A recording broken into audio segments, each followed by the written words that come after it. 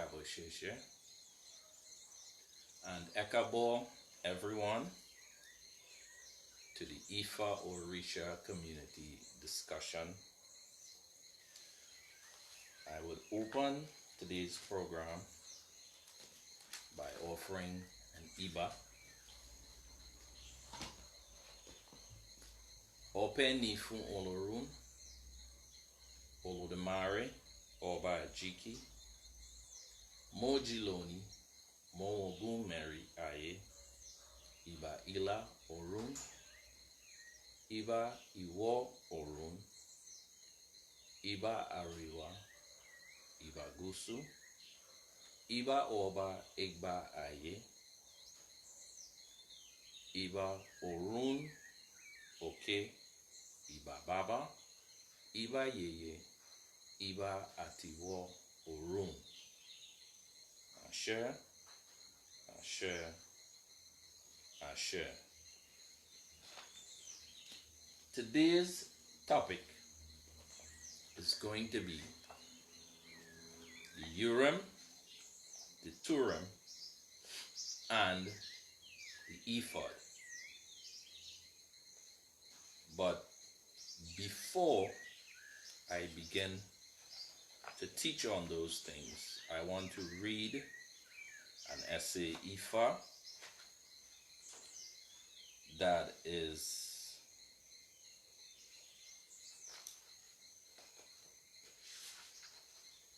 some words of encouragement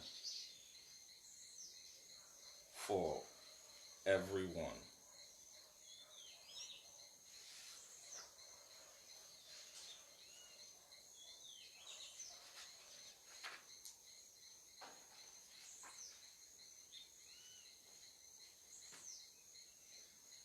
This essay Ifa is taken from Itura Meiji or Otura Meiji. It is concerning truth and falsehood.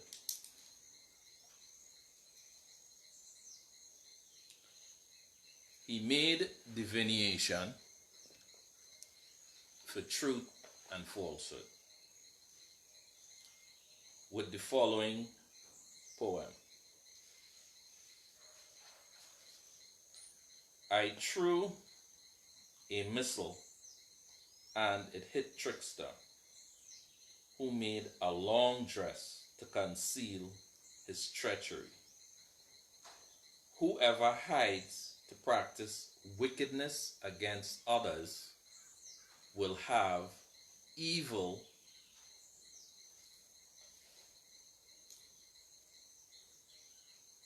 endangering him openly. Truth and falsehood were arguing between themselves. Truth argued that he was more powerful than falsehood. On the other hand, falsehood argued that he was stronger than the truth. Otu Meiji told them that the power of falsehood is transient and ephemeral, and that truth, although slow and weak, overcomes falsehood in the end. Right? And he then sang this song. No matter how powerful wickedness is, righteousness overcomes wickedness in the end. Alright, and that essay Ifa was taken from the Odu Otura Meiji. Alright, so I'm now about to get into today's lesson. Alright, and as usual, we are going to look at all of the subjects or the words very, very carefully. I'm going to look at the etymology of the words, whether they be Yoruba or English or Hebrew or Igbo. We're going to look at all of them and we're going to break them down and we're going to find out what was the original intent, the true purpose, and the real historical meaning of the word. So the first one we're going to look at is the Urim. All right? The word Urim translates or transliterate, because some words cannot be translated. It transliterates into lights and revelations. All right? A little background though. The Urim and the Thummim were two instruments that the high priest of Israel, although I prefer to call the nation Judah, but those were the two divination instruments that was placed into the breastplate that the priests or the high priest of Israel or Judah would wear. All right? The breastplate, we're going to get into that. That's what was called the Ephod, and we're going to go into all the details of that. But the Urim, which is one of the divination tools, was transliterated to lights and revelation. All right. Now, when I used the Bible dictionary, it explained that it could be transliterated to radiating principle, lights, illumination, revelations, shining brilliance, understanding, and enlightenment. All right? And that would be from Hebrew to English. All right? Now, of course, in the Bible, because as I've explained what it is I'm doing, what I'm doing is I am presenting the information that our ancestors were forced to accept and to practice despite their understanding of their own tradition.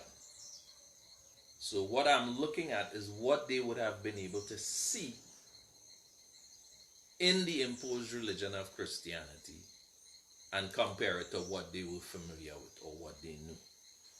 All right? So in Exodus chapter 28 verses 30,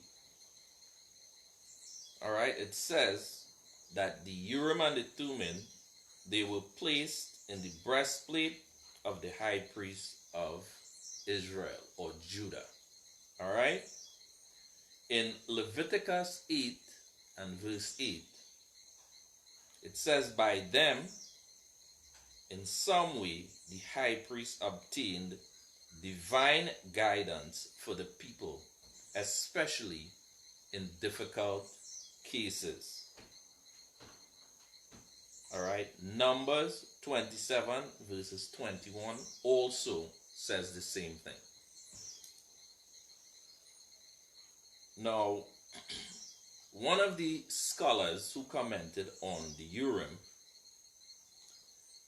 said, he made reference and was explaining, right, that the 4 rows of precious stones in the breastplate, here he's speaking of the ephod, of the high priest, and are called from their brilliancy and perfection, which stone, in answer to an appeal to God in different cases, indicate his mind and will by some supernatural appearance.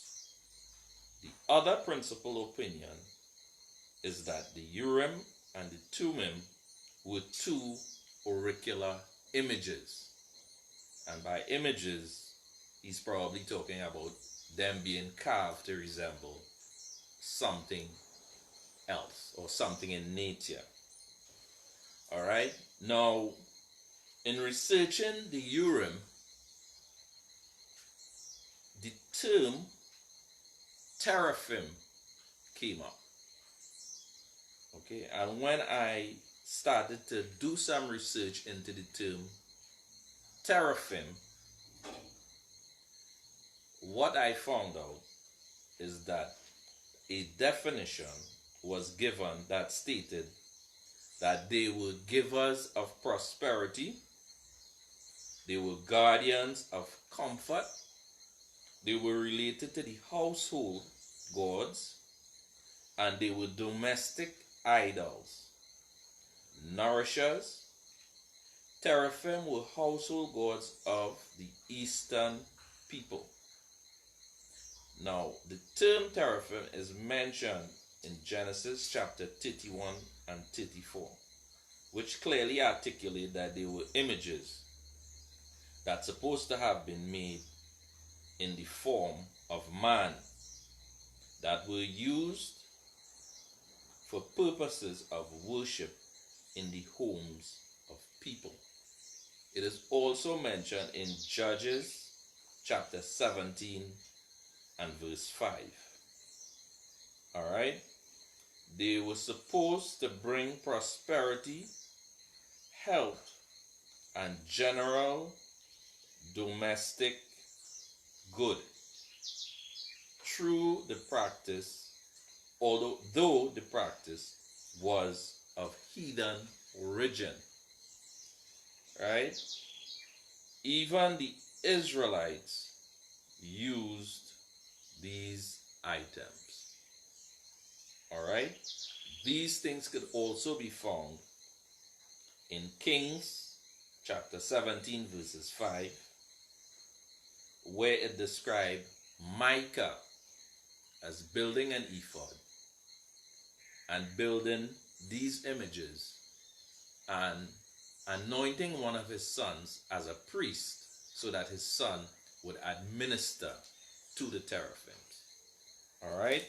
It is mentioned also in Samuel chapter 6 verses 6 to 12. It is mentioned also in Judges chapter 18. Alright? So this, what I just read, gave you the etymology. It also gives you definitions, and it also gives you biblical sources of, it spoke a little bit of the Ephod, but it explained the Urim. Alright, so now, just before that, I want to mention something.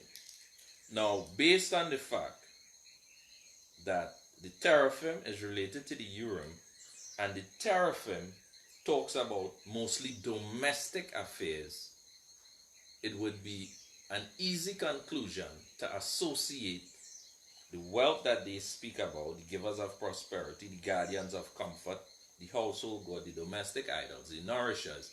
These describe a feminine quality or characteristics.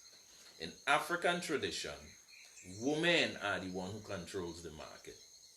Women are the one who brings wealth into the household in most instances. And they are the ones who look after the nourishing of the home and all the domestic affairs. So, from the description of how the Teraphims function, you would associate it to most of the feminine energies. Okay, so now we're going to go over now to what is called the Thumim. Alright? The Thumim, from Hebrew to English, right, from using the Bible Metaphysical Dictionary, it explains that the Thumim is transliterated into truth and the perfections. Alright? Now, it says, this is all the different variations of possible transliterations. It says, it means whole, it means entire, it means complete, it means perfect, it means song, it means without blemish, it means whole-minded, it means upright, it means blameless, it means good, true, virtuous, right? Verity and truth. Alright? The two simplest and most common transliterations were perfection and integrity. Alright? Perfection and integrity. So far, right? Based on a lot of the ancient cultural understandings, some of these descriptions would be considered to be masculine. All right, let me continue. Right, the etymology indicates that the word Thumim, right, may have originated from the verb tamam, which means to be complete or to have integrity, perfect, song, wholesome, and morally integer. All right. Now, this is also described in the Bible in Job chapter 1, verse 8. All right. So they went further now to say that the noun, because I use different etymology dictionaries, so we would have some variation and we would have a range to explore of possibilities. They say from the noun mitom, right, which means entirety and songness, a word used to describe sacrifices without blemish and perfect. All right. In speech, that is, Thumim is complete, entirely in accordance with the truth and fact. And this word coincides with what we call integrity, because a person who has integrity deals basically with facts and what is true. All right. So the Thumim is a noun and thus probably a plural of either tom, meaning integrity, or tam, meaning perfect. All right. Later on, when we keep developing on the issue of etymology, we would go into how a lot of the words in a lot of the old languages, particularly the Romance languages and English, which is like one of the recent development of the Romance language, we would see how the vowels were used interchangeably. So that would be for a later lesson, but I'm just mentioning it because of the word tom, meaning integrity, and tam, meaning perfect. All right. Now, what is being described here when we look at the African traditional aspect of it, what we discover is that among the Igbos, there is a symbol that is given to a young man who becomes an adult and is initiated. This is called an Ikenga. All right? The Ikenga is a revered symbol among the Igbo people of southeastern Nigeria. Upon adulthood, initiates men received an Ikenga, which is a cherished possession and becomes an integral part of his identity. This symbol measures and embodies the individual's potential for success, control over fate, and connection to ancestors and spiritual power. This represents the owner's right hand. All right? So the idea of it being the person's right hand and it being something that represents the person's integrity, their determination to succeed, and their success and their potential for success is in fact the true sign and symbol of masculinity. Right? Now, there are various types of Ikengas. For example, there is the warrior. There is one that is associated to the community. And there are also Ikengas associated to title holders. Right? And they are all designed with different symbolisms. All right? As a result, of its symbolism, it is cherished as having an association with Mars, right? In summary, it embodies the interconnectedness of personal strength, ancestral guidance, and communal support. So that is what represents the Thummim. All right? Now,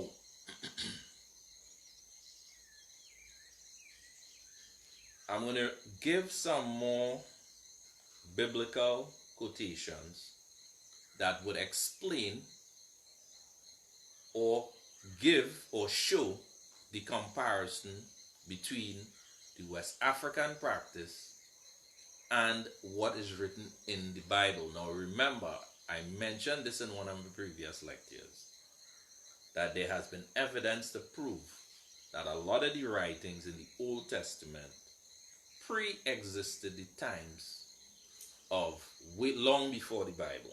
Many of them, particularly what we would be covering on this subject, came from what is known as the Papyrus of Ani.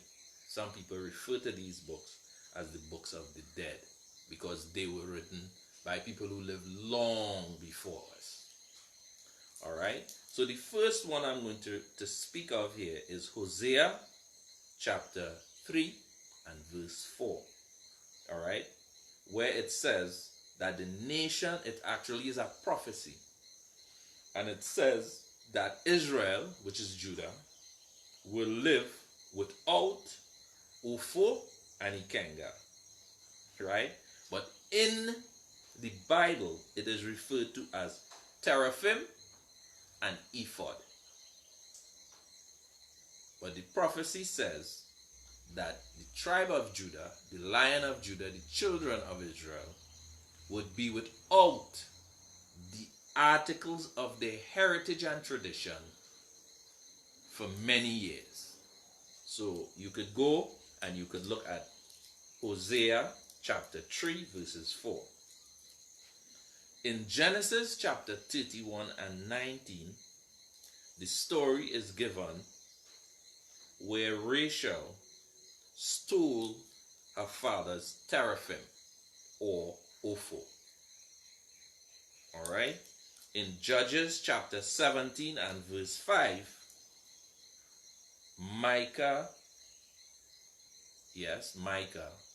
in the Bible, the prophet, made Teraphim and an ephod. And I believe that was the instance where he appointed his son to be the priest to attend towards making all the offerings and sacrifices before their ancestral images and articles. All right.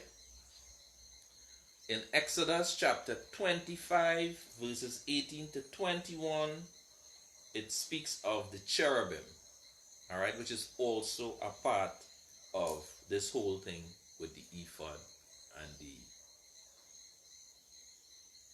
different instruments, all right, namely the Urim and the Thummim. All right.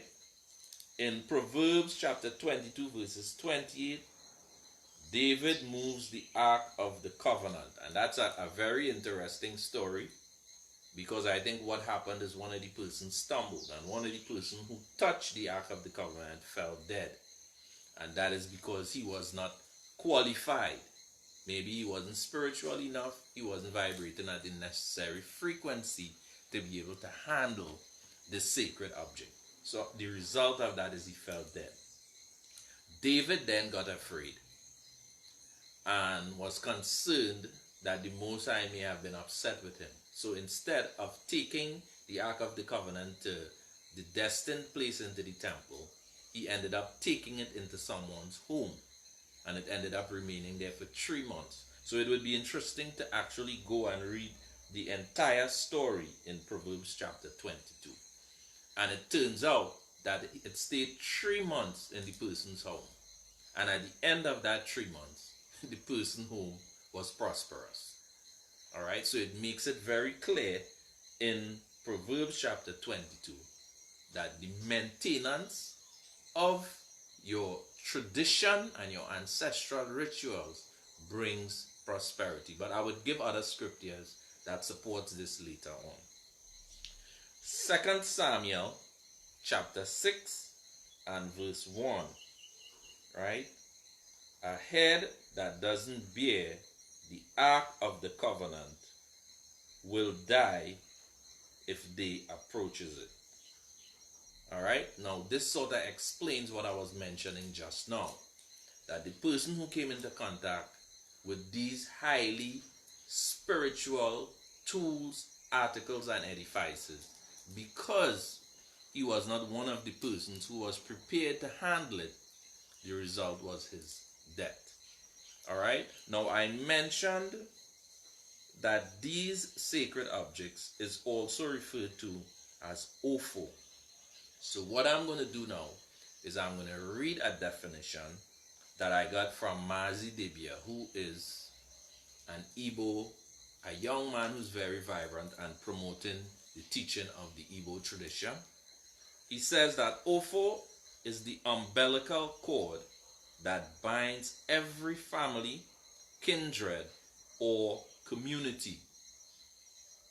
It is represented by the staff of authority and the seal of power, where all the generational ancestors agreed in a single voice to effect a change whenever it is stamped.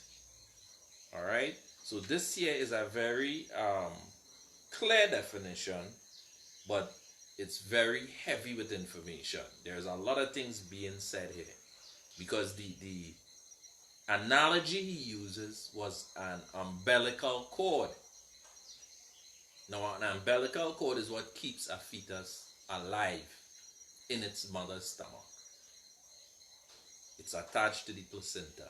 Even when the child comes out and the placenta comes out, it is still attached to the baby by the navel. But the key here is the umbilical cord is what keeps a fetus alive, growing, healthy, and developing healthy as it should. So when I talk about this being a cord that binds family, kindred, and community, it is showing the importance of the continuity of ancestral tradition. Because this umbilical cord that he speaks about represents the past, the present, and it also represents the future success and survival of a tradition.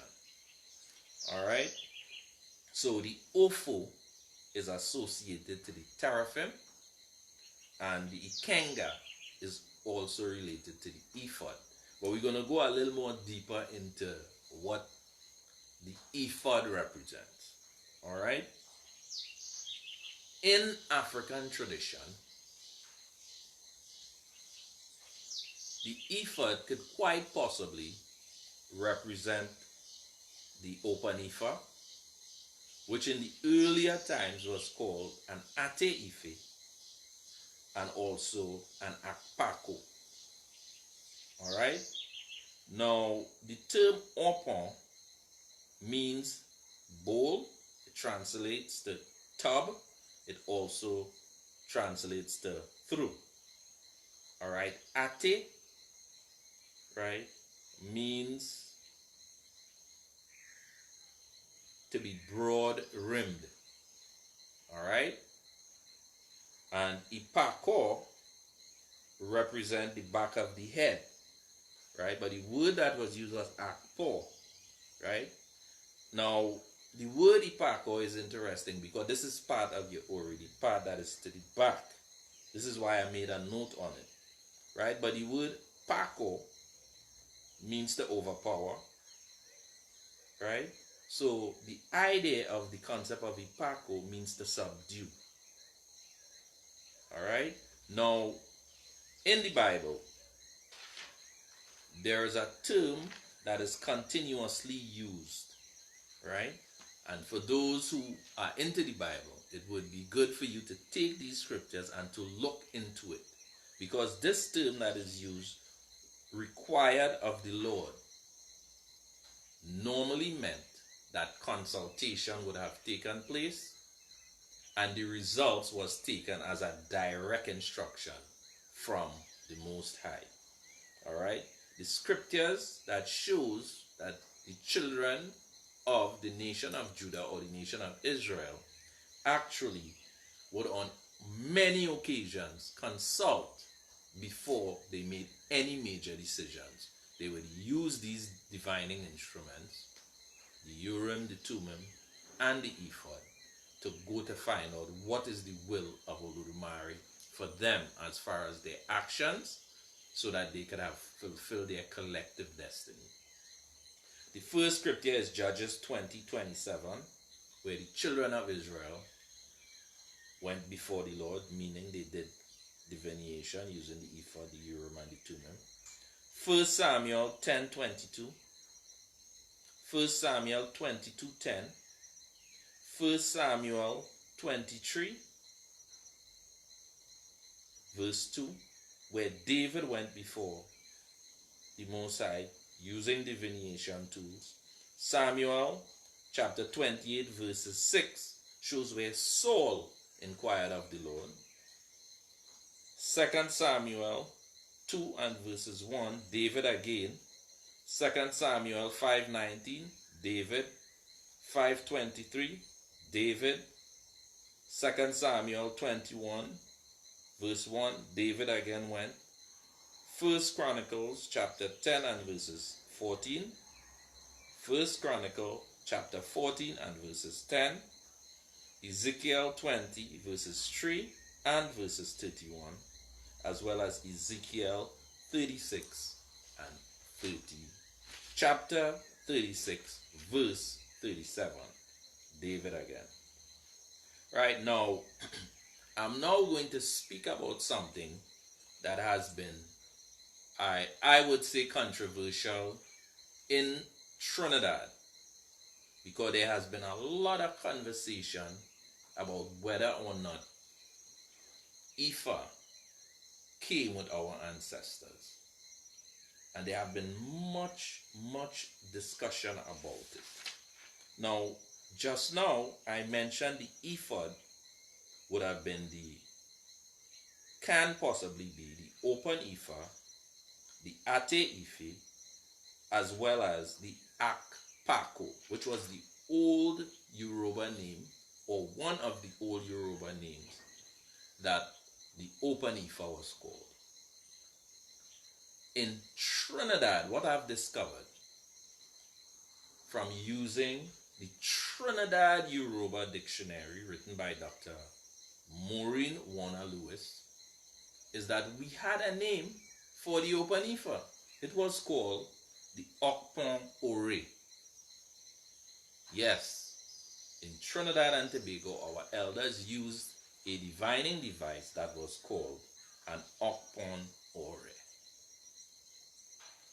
Now, in the dictionary, it describes it as a tree with oblation. All right, what is oblation? Because you must get into that to get an understanding of what the Opon Ore was used for in Trinidad. All right, now the word oblation, I use several different etymology dictionaries to get a deeper understanding of what possibly our ancestors may have been using this tree to do in Trinidad. So what I found, I used the Concise Oxford Dictionary of English Etymology, and it says that the word oblation has its root meaning as to suffer or to allow. All right, so it transliterated in one sense as sufferance or suffering, from the Latin word fere, F-E-R-R-E, all right, which is from the Greek word ferin, which means to bear. So to bear would mean what? To carry, right? So here it says bear itself means to carry and to bear up, all right, or to endure, which is French, endure, and endure and indurere, which is Latin, all right, with incisive force, right? They explain that the part of the word duras means hard, all right, and the physical application remains durable, all right. So the physical remains in compounds of this very fertile stem, which means fertile has to do with bearing, right? And they say that that represents the stem of the word. The present form gives us conference, and con coming from the Latin, which means to bring together.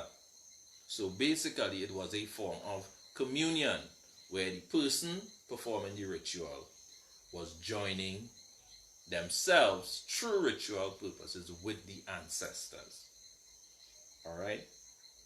The physical remain in the right. So it speak about coming to bring together, right, or to defer, or down, or to bring down, which means to call or to summons the energy, right? Prefer, pre being before, and offer, meaning to, pro means towards, right? Refer, differ, indifferent, right? So the other dictionary that I used, right, which would have been an etymology dictionary of modern English, it says oblation comes from the word offeri, or to offer. All right. Now, the word Opon ore has two parts. The first part is Opon, which talks about, it describes the shape, which it talks about a bowl, a tub, or through. And then the ore part speaks of the function. All right. And the term ore translates to friendly, but it also translates to someone who has a greater power or a greater authority than oneself. So it also translates to gift. All right. Now, when one thinks of these three, we would have heard of the lotus antaria that is used by the Hindus. So I believe our ancestors over time would have discovered that there is some relationship between some of the practices of Hindus and some of the practices of Africans. But pretty soon I would explain to you what that link is in the old civilization of India called the Mohenjo-daro Valley, which is now part of Pakistan. And the civilization that was there, that was an Igbo civilization. But that is not today's lesson. So let's go back. So these same trees were used in rituals as a form of communion and to draw the energies. Okay? Now you would see the big tajas during Jose being floated out at sea. You would see in Brazil, they would float out stuff into the ocean.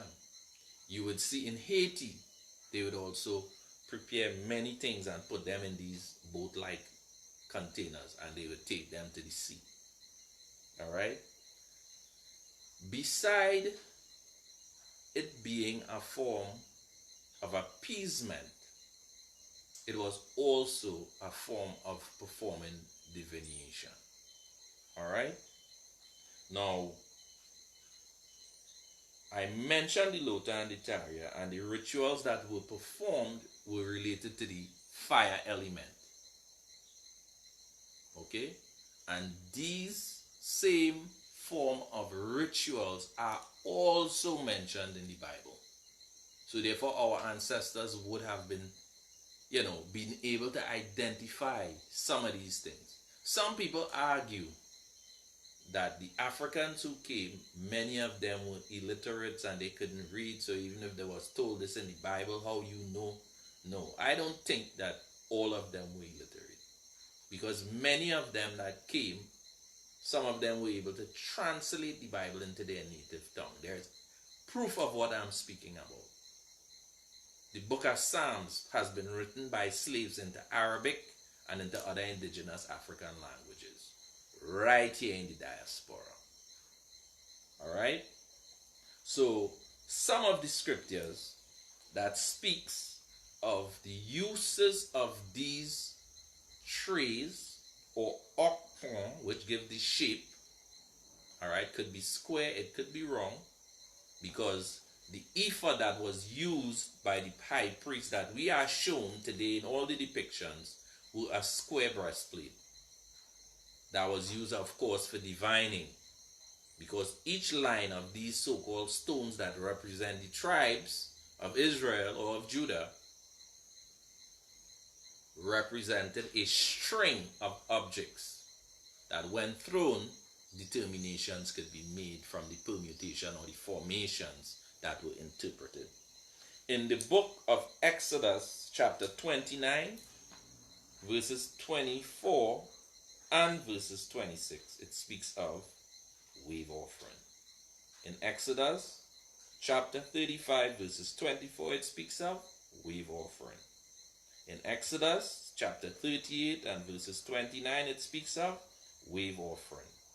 In Leviticus, chapter 7, verses 30, it speaks of wave offering. In Leviticus, chapter 7, verses 34, it speaks of wave offering. In Leviticus, chapter 8, verses 27 and 29, it speaks of wave offering. In Leviticus, chapter 10, verses 14 and 15, it speaks of wave offering. In Leviticus chapter 14, verses 21 and 24, it speaks of wave offering. In Numbers chapter 5, verses 25, it speaks of wave offering. In Numbers chapter 6, verses 20, it speaks of wave offering. In Numbers chapter 8, verses 11, 13, 15, and 21, it speaks of wave offering. In Numbers chapter 18, verses 11 and 18, it speaks of wave offering. Alright? Now, as I was explaining earlier, the term used in Trinidad was Opon Ore. Alright? It was used for oblation, and the term, as I explained, Ore, refers to friend, gift, present, boon, oblation. Alright? So, plate being flat and being broad. Alright? So, the Urim and the Thumim, in conclusion, were tools used in divination equivalent to what we know as Igbo, which basically consists of a pair of cories sewn together, which stands for yes, and a bone, which stands for no. Alright? The Igbo may then be used to elucidate further the messages of Ifa to the client. This is the description by Wande Abimbola. Alright? But I want to go back before I close off to talk a little bit about the use of the Ore, right? Ebo, because that now is a modern Yoruba term that is used, and it is a little more descriptive in that it explains that the plate is used as a communion tool, but to perform Ebo, to appease and to make offering. Alright? Now, this is an important thing that is mentioned, right? That in the Bible, it would speak about David dancing and celebrating and all of this, right? Now, part of the tradition here in Trinidad with the Opon Ori. This tree in particular was also associated to the celebration of what was called Korikoto. Alright? Where the African foods were placed in this tree. They were offered to the ancestors, and later on they were fed to the children. There are many things I can't discuss on the show, but I will say that the trays took two forms. There used to be a square tray, that is what I just described, that would have all the different sweets and everything that would be offered to the ancestors first, and then they would be given to the children. This tray used to be carried on the head by many of the women during Korikoto, which is a fertility rite. When they would dance, they would go down with the drumming and they would dance, they would go to the Oroko, and then they would go to a body of water. This aspect of the use of the trays, beside divination, now we're talking about for offering and appeasement,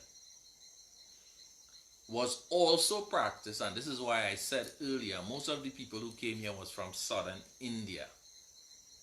Okay, and if you study the history of India, you would know that the Harappas, which was an early civilization in India, were African, they were Igbos. In Trinidad, many of us would be familiar with something that is called Matikur, that is celebrated by the Hindus. It's also a fertility rite. When a woman is going to get married, the Friday before the wedding, all the women would assemble at the house. Alright? In some cases, the pundit would go with them to the water source, which might be a standpipe, a well, wherever there is an abundance of water flowing, because water is associated with fertility also and the female deities. And they would beat the tassa, and the ladies would dance and enjoy themselves after they perform certain rituals. Alright? On that location where the standpipe is or whatever. That is similar, of course, to what we refer to as Korikoto.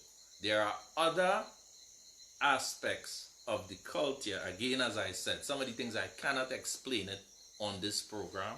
You would have to be in a class, and you would also have to be initiated for me to go any further than this.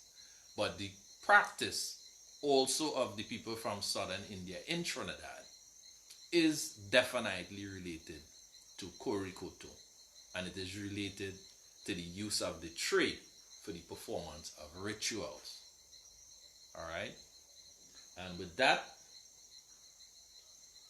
I want to mention this too. In the Bible, where you talk about David putting on the ephod and dancing and using all of his energy to dance, it is similar to the Matikur, it's similar to the Korikoto.